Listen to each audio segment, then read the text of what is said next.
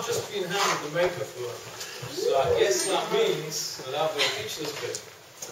Because we're going to talk about a particular subject that most of you will probably already know. So we're going to talk about reframing. So if there's any hands, who knows about reframing already? Hands up. Okay, try a different way. Who doesn't know about reframing? Hands up. You know about reframing. This side of me does. This side of me does. That side you does. Okay, so before we start, you might have noticed I've got a bit of an accent. Yes? No. So by this point in the training, you should pretty much be getting a clearer picture of what I'm talking about. If you haven't, it's going to start to mean that your flexibility skills are increasing. Because what I want you to start considering is, as professional communicators, you pick and choose how you present things to people. So it's a bit like a photographer. You know, a photographer chooses what's in the frame.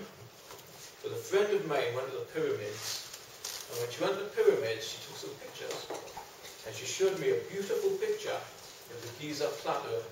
So it was like the Sphinx and the Great Pyramid. And I looked at that, and it was great. She says, yeah, I took that from the Pizza Hut opposite. That's Pizza Hut. Nobody told me there was a Pizza Hut at the pyramids, because I thought it was in the middle of the desert. And she says, oh yeah, but it's on the outskirts of Cairo. And no photographer had ever showed me the Pizza Hut, so I didn't know anything about that. So as professional communicators, we can pick and choose what we present to people. So as you already know about this, I just want to fill in a little bit more detail, because there's a couple of types of reframe we can do. I used to work in the NHS, and what I did was I was an accountant, I was a project accountant.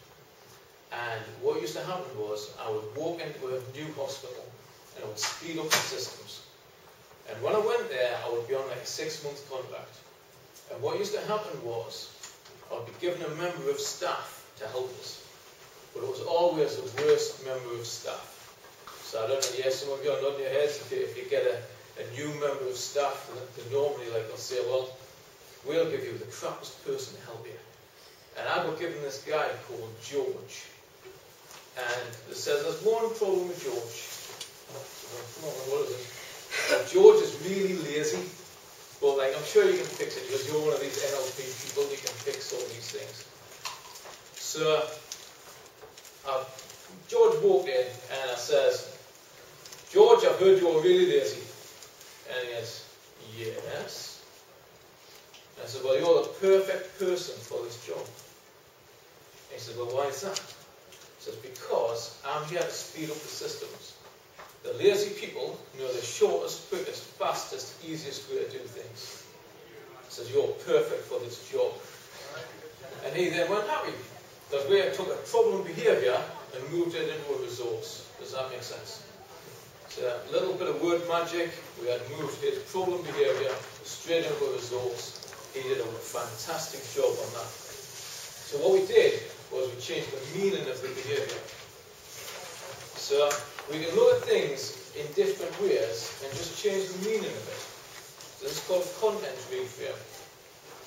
So I was watching the TV the other night. There was late night shopping channels. You know, I watched like Big TV or anything like that. And they'll say, we have got 50 opportunities for you to take part tonight. So 50 chances for you to get involved. They don't say, I've got 50 boxes of stuff in a warehouse somewhere that I can't shift, so I'm having to sell them cheap on the TV. They don't say that. 50 chances. So they change the meaning. The other type of reframe you get is you can have people where they'll think they've got a problem, but really it's a resource if you put it in a different context. So I was watching Top Gear, and there was these guys came on as security consultants, and their job was to break into new cars. So in their former life, they'd been car thieves, but like now they make a lot of money because they put it into context of being security consultants.